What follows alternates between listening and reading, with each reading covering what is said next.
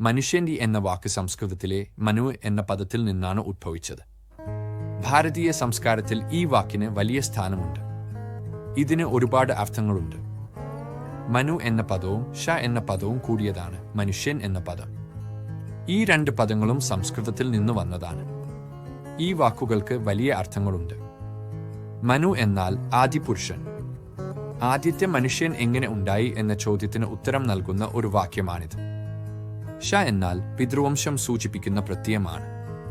പിതൃവംശം എന്നാൽ അച്ഛന്റെ പരമ്പര എന്ന് പറയാം. അത് പ്രധാനമാണ്. ഗ്രന്ഥങ്ങളിൽ ഇത് പുരാതന മനുഷ്യനെ അല്ലെങ്കിൽ ആദ്യത്തെ മനുഷ്യനെ സൂചിപ്പിക്കുന്നു. ഇത് നമുക്ക് ഒരുപാട് അറിവ് നൽകുന്നു.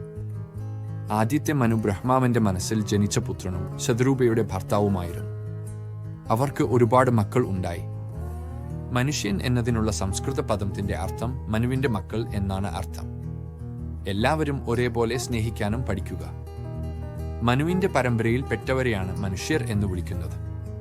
മനുഷ്യരിലെ ഐക്യം ലോകത്തിന് മാതൃകയാവട്ടെ. അത് നല്ലതാണ്.